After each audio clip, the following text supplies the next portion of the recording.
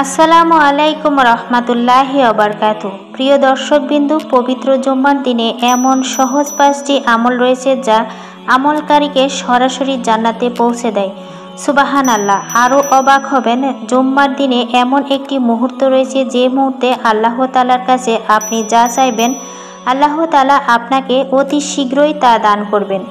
তাই ভিডিওটি না টেনে সম্পূর্ণ ভিডিওটি দেখতে থাকুন। বুখারী শরীফের 876 নম্বর হাদিসে বর্ণিত রয়েছে, রাসূল সাল্লাল্লাহু আলাইহি সাল্লাম বলেন, আল্লাহ তাআলা পূর্ববর্তী জাতিদেরকে নির্দেশ দিয়েছিলেন যে তোমরা সপ্তাহের শ্রেষ্ঠতম দিনে আমার জন্য বিশেষ ইবাদত করো, কিন্তু তারা সেই শ্রেষ্ঠতর দিনটি নির্ণয় করতে ভুল করেছে। চিন্তা ভাবনা করে ইহুদিরা আল্লাহর ইবাদতের জন্য শনিবারকে নির্বাচন করেছেন আর খ্রিস্টানরা রবিবারকে নির্ধারণ করেছেন। রাসূল সাল্লাল্লাহু আলাইহি সাল্লাম বলেছেন, অথচ সূর্য উদয় ও অস্ত যাওয়ার দিনগুলোর সাথে জুম্মার দিনের চেয়ে শ্রেষ্ঠ আর কোনো দিন নেই।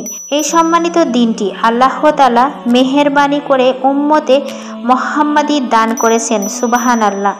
জুম্মার দিনের বিশেষ বৈশিষ্ট্য বর্ণনা প্রসঙ্গে রাসূল সাল্লাল্লাহু আলাইহি সাল্লাম বললেন, নিশ্চয় শুক্রবার দিন হলো সমস্ত দিনের সর্দার। জুম্মার দিনের বিশেষ 5টি বৈশিষ্ট্য রয়েছে। 1. এই জুম্মার দিনে আল্লাহ তাআলা আদমকে সৃষ্টি করেছেন। 2. এই দিনে তাকে জান্নাত থেকে দুনিয়াতে পাঠিয়েছেন। 3. এই দিনে আল্লাহ তাআলা তাকে মৃত্যু দান করেছেন। 4. জুম্মার দিনে একটা সময় আছে যাতে বান্দা আল্লাহর কাছে যা চাইবে আল্লাহ তাআলা তাকে তা দান করবেন, যদি সে হারাম কোনো বিষয় প্রার্থনা না করে। 5. এই জুম্মার দিন এই মহাপ্রলয় কিয়ামত সংঘটিত হবে, তাই সকল নৈকট্য প্রাপ্ত ফেরেশতাগণ এমনকি সমগ্র পৃথিবীর আকাশ বাতাস পাহাড় পর্বত সাগর সবকিছু জুম্মার দিনে কিয়ামতের আশঙ্কায় ভীতু সন্ত্রস্ত থাকে। রাসূল সাল্লাল্লাহু আলাইহি সাল্লাম বলেন, বৃহস্পতিবারের দিবাগত রাত অর্থাৎ জুম্মার রাতে আদম সন্তানের সকল আমল আল্লাহর সামনে পেশ করা হয়, তবে আত্মীয়তার সম্পর্ক ছিন্নকারীদের আমল কবুল করা হয় না।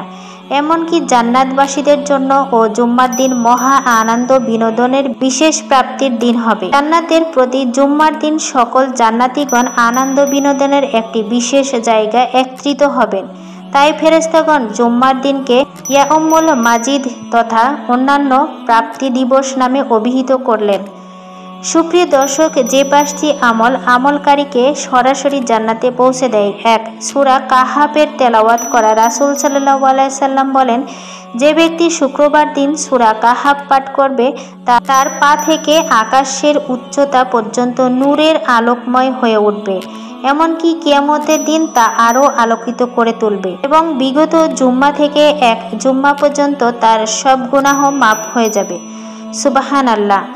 আপনি যদি পূর্ণ সূরা কাহাফ পাঠ করতে না পারেন তাহলে কম করে হলেও 10টি আয়াত পাঠ করুন। রাসূল সাল্লাল্লাহু আলাইহি সাল্লাম বলেন, যে ব্যক্তি সূরা কাহাফের প্রথম দিকের 10টি আয়াত মুখস্থ করবে অথবা পাঠ করবে সে দজ্জালের ভয়াবহ ফিতনা থেকে পরিত্রাণ পাবে। সুবহানাল্লাহ।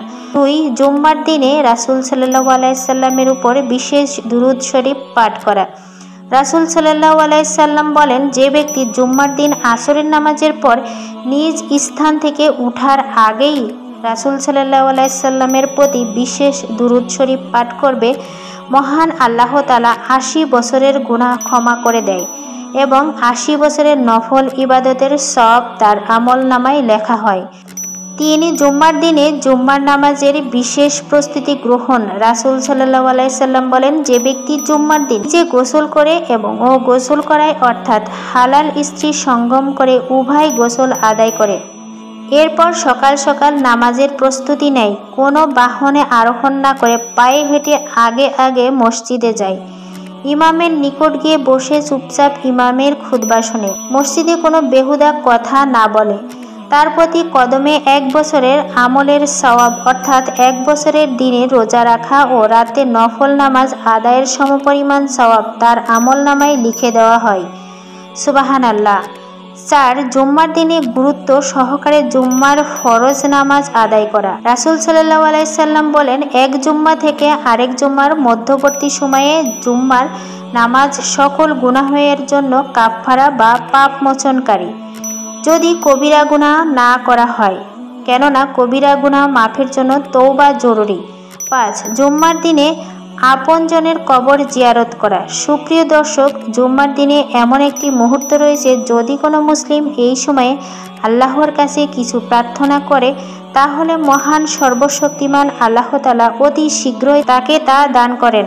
সহিহ মুসলিম ও আবু দাউদ শরীফের 1048 নম্বর হাদিসে তা বর্ণিত। রাসূল সাল্লাল্লাহু আলাইহি সাল্লাম বলেন, এই মুহূর্তটি তোমরা আসরের শেষ সময়ে অনুসন্ধান করো। সুপ্রিয় দর্শক মণ্ডলী, আমাদের ভিডিওটি আজকের মতো এই পর্যন্তই। ভিডিওটি ভালো লাগলে লাইক, কমেন্ট, শেয়ার, সাবস্ক্রাইব করবেন। প্রত্যেকেই ভালো থাকবেন, সুস্থ থাকবেন। দেখা হবে পরবর্তী ভিডিওতে। আল্লাহ হাফেজ।